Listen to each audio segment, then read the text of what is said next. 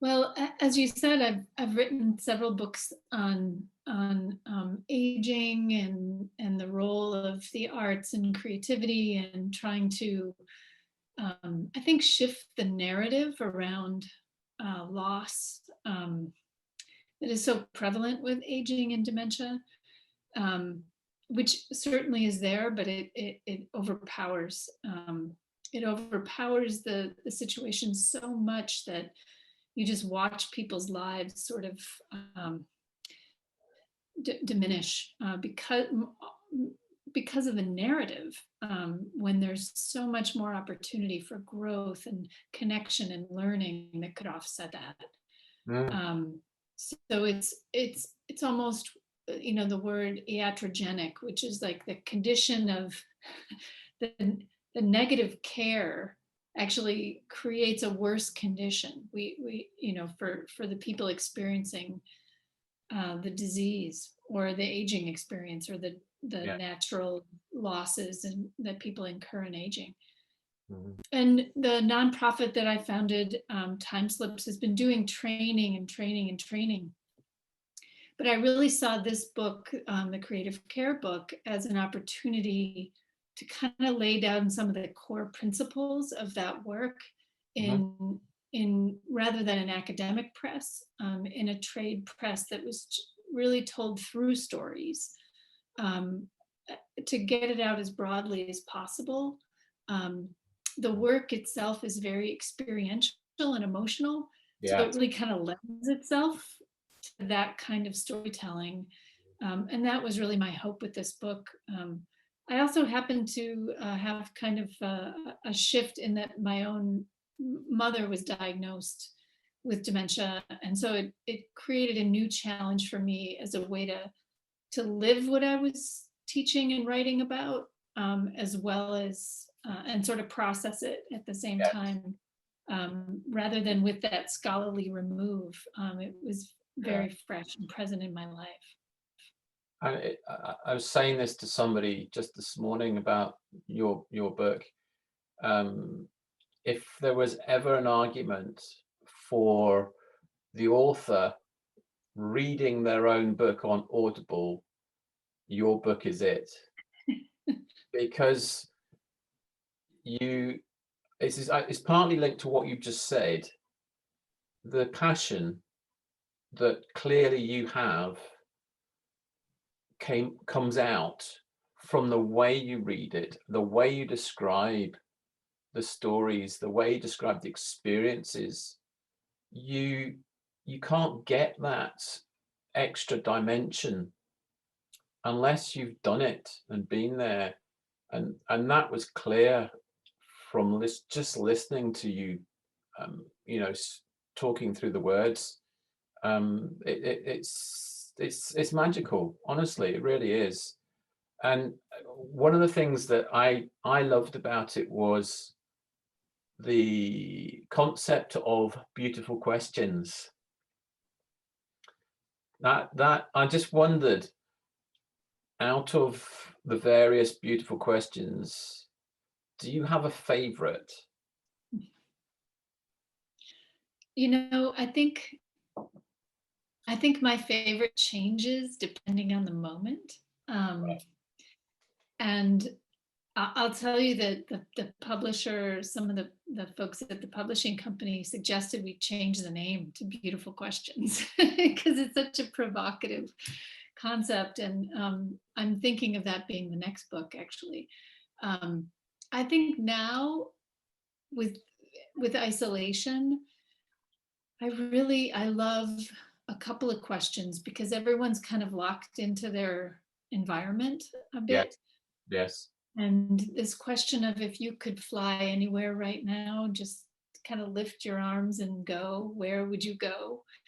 Um, we really use that question a lot in the Peter Pan project as well, with people who have a lot of physical disabilities and limitations. So it's very powerful for that situation as well as, when we're kind of all on lockdown and can't go anywhere. Yes. The other one I love is, what is the most beautiful sound? you can imagine. And I usually, with people with dementia in particular, I try to avoid the most questions because you're asking them to compare things, which is an Yeah, added cognitive step. But it's that question seems to work in that way. yeah, And people answer the most beautiful things to that question. And it also sort of because sound and music is so deeply encoded in the brain, uh, almost to be the last thing that dementia can really touch. It's very powerful to talk about those sounds and then to invite people to make them, because that's the playful part then. yes. You said something which has sparked me think of, there's a book which you may have read, How Emotions Are Made. Have you? No, I haven't read that yet. I'll look for Ah, it. it's by Lisa Feldman Barrett, who is an American professor as well. It is fascinating, and it links very nicely to your work, um, especially around the science that she is uncovering around the fact that our brains work on the basis of prediction, Hmm. that we are predicting from not only just day one, but before day one, based on experiences that we have. And the one thing that you mention as well in the book, which is something that struck before I read your book, which struck me in relation to what Lisa says, is with people with dementia, one of the things you clearly see is this sense of frustration and difficult behaviors as well. But the frustration, and it just dawned on me, if you are if your brain is working on the basis of prediction, and you start to lose that ability to predict what is going to happen going forward, that's going to just build that sense of frustration. The frustration that and the anxiety that I really have seen um, comes from almost more, and I come with a PhD in theater, and which is really sort of an overlay almost of sociology and anthropology of the performance of everyday life. I think what I see is almost a rupture in role theory, which is a person no longer understands what role they're supposed to play. There's an embedded, almost subconscious memory of different roles that one has played in one's life, and that are avenues for meaningful expression of who you are. And in a care situation, many of our care situations, the older adults are placed in a passive role with no avenue, no meaningful role for expression of identity. Um, no invitation to impact their surroundings. And so they're entertained or passive, receiving care in a situation that also the other rupture is, where am I? I don't recognize the surroundings. Mhm. There's some conceptual breaches there, but also um, the environment might look different than the environment that they assume they should be in at that time. Mhm. And so those two things of sort of, what do I do with myself, and becoming accustomed to a passivity or encouraged into a passivity, can be very frustrating, I think. Mhm. And when I think that's one of the reasons why creativity can be so powerful as an intervention, right? In that you're inviting the person into expression, you're telling them that it's meaningful. So what's happening is that there's this disjuncture between where they understand themselves to be in the physical location, and then also the role that they're being asked to play. And when you don't have an understanding of those two things, it can create tremendous anxiety and frustration. Creativity, when you use it as an intervention, creates a meaningful role and an avenue for self-expression and self-articulation. And with flow theory, that you get into this flow of creative expression, you're no longer paying attention to the discrepancy of the environment. You have an articulated role. And people say, I understand what I'm doing here because I'm being given something productive and meaningful to do, that impacts my community. That, in the work that we do with time slips, we always link meaningful engagement to the subjective part, where it's meaningful, it builds on something in that person, that the expression of that person. And it also has an objective component, which links the person to their larger community. So you're always understanding who you are in relationship to the larger world, or in relationship to the community. It's creativity and purpose simultaneously. Of the work you describe in the book, what's your favorite beautiful moment that you've written about? There's too many. I think there's it's really, the whole book is a string of moments that were so beautiful that I wanted to write a book that contained them all. The work with Bill, I did a whole chapter on working with him, a gentleman who had just tremendous challenges in communicating. And you could feel it, in all the situations in these stories, you feel the person coming out, a person who's been so isolated by either physical constraints or cognitive constraints or societal constraints. And that the presence of, it's me, but then I also write about other people, witnessing other people doing this work, because everyone has the capacity to do this. Inviting another person into expression, and then really being a powerful witness to that expression. And the role of some of the artists, where they then take that expression and build on it, and then help share it with the larger world. I did a whole TED talk on the moment with Jim. Where I ask him, how does water move? And I didn't, the thing is, you don't know what's going to come out. And the fact that he took driftwood and then just started moving it as though it was floating on the water, it's these little micro moments in kitchens or in someone's living room end up being the most powerful artistic experiences of your life. And you feel like I would have paid $100 for a ticket to this performance, but I'm the only one there, and it's just such a beautiful experience and moment. I put down in my notes here that your encounter with Jim, that from the TED talk, I thought that was a lovely encounter. It was lovely. But for me, and it's also clear from that TED talk and throughout the book, that you are an incredibly observant person, and especially when it comes to ensuring you make the connection with people. And that, in a way, for me, is an art in itself.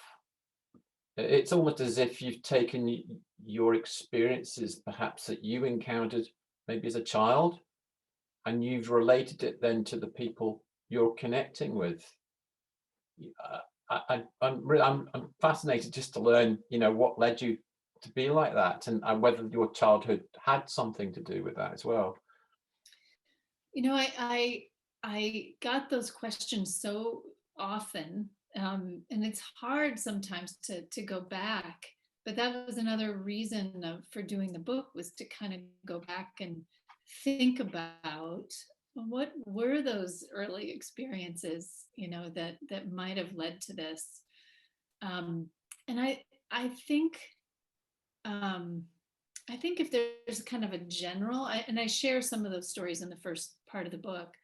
Um, if there is a general thing, I think for kids, for young kids who are, for whatever reason, more solitary, um, maybe get along with older people older than them rather than kids their own age. Mhm. For whatever reason, some kids it happens because they have a sickness, they're ill, they have, they're battling something like that.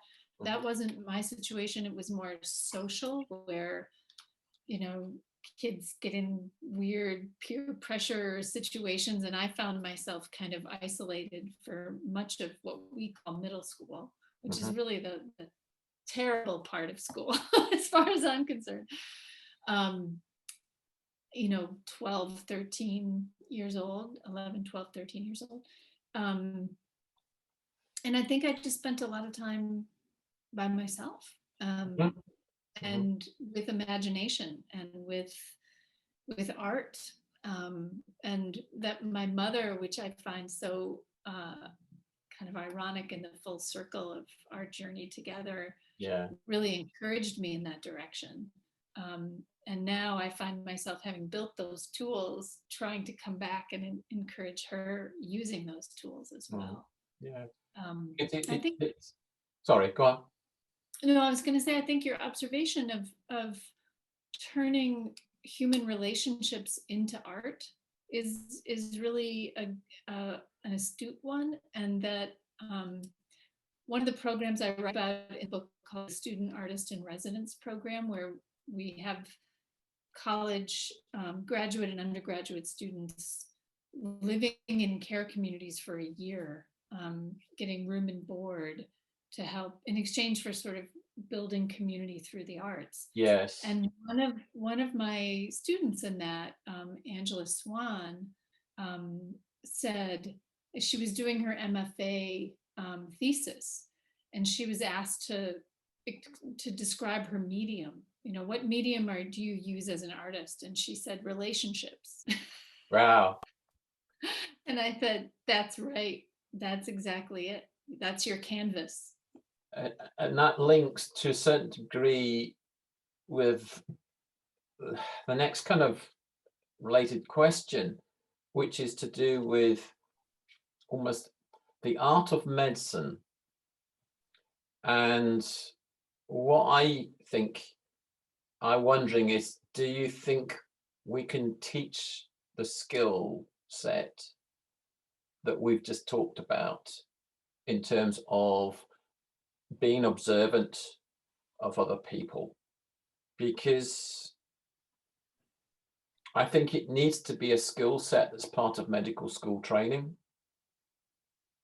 Um, you obviously you get the students going into medical school are extremely bright, um, but I don't wish to be offensive, but I think some of them lack the communication skills that are absolutely necessary when you're dealing with patients, and the sort of skills that you describe and what you clearly got would make a massive difference to the interaction between the medical professional and the patient. And it's part of the art of medicine. It links into this concept of narrative medicine as well. And I wondered what your thoughts were. How can we get more of this into the university's teaching? Um, well, first I'll say, yes, it can be taught. Um, and I've been very heartened by some medical humanities programs in particular that have um, uh, implemented the time slips training as part of their programs and their coursework, and that there's actually published data on those courses Okay, now great. that talk about, um, I think increase of understanding, increase of capacity of communication, increase of the recognition of the fact that all behavior is communication, increased observation skills, things like that. So I'm very heartened by that. Mm-hmm. But the real trick to me is like, to me, that's pretty simple. I think human beings want ways to connect with each other, want to learn that skill set, and it's quite possible and powerful. But it won't survive unless the system creates incentive for it and space for it and reward for it. And I'm heartened in places that have national health systems that the increasing dissolution of the barriers between meaningful culture making and expression and health through social prescribing. Yes. It's happening quite a bit in the UK and in Canada and in Australia, and places that understand the value of prevention, that are rewarded for that, for prevention. The American healthcare system is crisis oriented and treatment oriented, rather, like that's where the reward is financially. And so it's extra challenging for us to find a way and a place for it to thrive. But I'm sure that creating time and space for the exercise of those skill sets is equally as important as figuring out how to embed it in the training. Yes. It's so important that we give people the time to be able to talk, because you use an expression towards the end of your book, which I'm going to just read. I'm going to read these words out because they are, for me, a real highlight, and they mean quite a lot, because then there's a phrase that you've used, which clearly grammatically it may be incorrect, but how you've used it was magnificent in my own view. So it says, everyone has stories inside them. Everyone has some kind of tool for expressing those stories. Everyone has barriers keeping their stories from coming out, some more than others.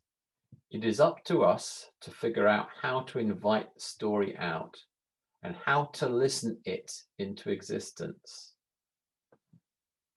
That's the crux of it at the end.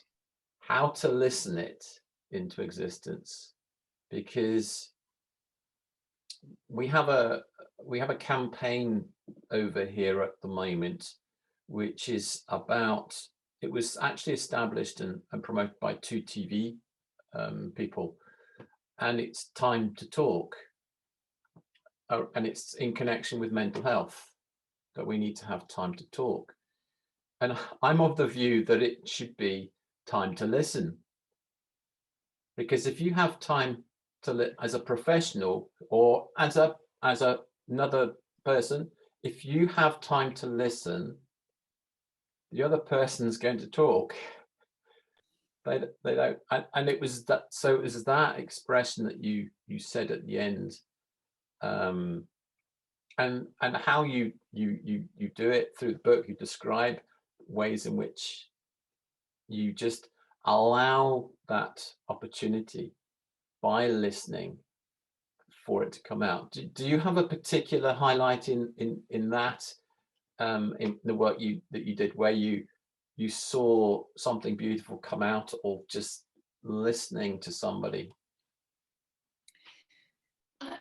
I think it's the story of Dorothy, who only had sounds left. Right. I don't know if you remember that. We would ask in the story shaping exercises, you can do it in response to any prompt, but we were using an image at the time, and Dorothy, what do you want to name this person? And we'll shape a story. And she's only had ba, ba, ba, ba, ba left. Yes. Yes. And so we would repeat it so carefully, trying to get the number of bas and the emotional intention behind it. And so as we did the story exercise in the group, every time she would answer, we would repeat very earnestly the ba, ba, ba, ba, ba. And one story session, we said, what would you like to name this character? And she said, ba, ba, ba, ba, ba, Dorothy, ba, ba, ba, ba, ba. And, Yes. and everyone just fell over. She was inserting language inside the sounds again. And then we repeated it. And then she grabbed my hands and said, ba, ba, ba, I love you, ba, ba, ba, ba, ba, as a gift.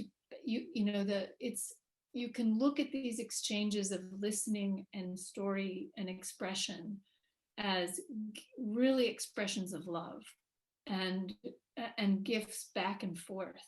I'm giving you space and time and my echoing and comprehension of what you're saying. You're giving me your expression, and this exchange back and forth is the gift of creativity and generosity, back and forth and back and forth. I was smiling earlier because in this moment of COVID, we created a telestories project through Time Slips. In Milwaukee, where I live, we got a grant to hire 10 artists to do 30-minute phone story exchanges by telephone with older adults who are isolated, which is everyone. Yes. And so each artist is talking with 10 elders. So they're reaching 100. It's a drop in the bucket. But we did a loneliness scale survey pre and post. And we did it for both the artists and the elders because everyone needs this. And then we're gathering responses about the process from both parties. And it is such a profound impact for people's mental health from both sides of the exchange. And the stories are just beautiful. The artist slowly over the 12 sessions is helping the older adult kind of shape the stories into something, whatever the stories kind of want to be, and whatever the expertise of both parties is. I mean, we're getting everything from, you know, coloring books to cookbooks to, you know, dance and movement, and it's just fascinating. Brilliant. And I was just before I got on the Zoom with you, I was grading my students' reflections who are also doing telestories, and it's profound, the stories that they're sharing.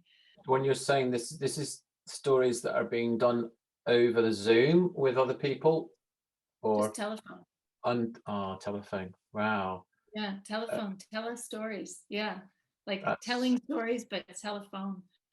And because, you know, not everyone has access to Zoom. no, absolutely right. Yes. And so is this a trained, so I understand, is this a trained professional who is speaking with somebody in the care home to talk through stories, or is it the relative? You know, our training for telestories has been to train the volunteers who are there. You know, I don't know about in the UK, but we have mobilized so many volunteers to reach the elders who used to be coming out to senior centers but can't because they're all shut down. Yes. And now they're getting well checks, just like a phone call a day. Are you okay? Do you need food? Do you know, the basics of health and well-being. And we're training them to use beautiful questions to open story. Okay. And so my undergraduate creative writing students, I taught them to use this for service learning, and they're doing it as part of their schoolwork. They're having an exchange with an older adult, and then the artists we also train. So we're trying to do it inserting it into meal delivery, into well checks by telephone. And then we've also been offering Zoom creative sessions as well. And those are all on the Timeslips website. Lots of adjustments we've made to COVID.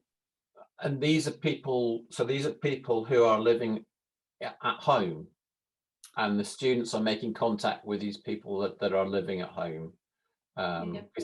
I suppose I'm just relating it to my own sort of similar a situation living here in the UK. We've got some elderly friends. I don't know about, so it's that sort of thing where you're phoning up your elderly friends and you're just talking through with them. That would they have dementia, or it wouldn't matter whether it's dementia or not? Matter. You know, we train people for dementia in case, because the other thing is the isolation is hastening people's symptoms. Yes, absolutely. Yes. Whether they're in care homes or not, Yes. the isolation really is exacerbating. Because they're not using their brains. They're not using everything, that they've got.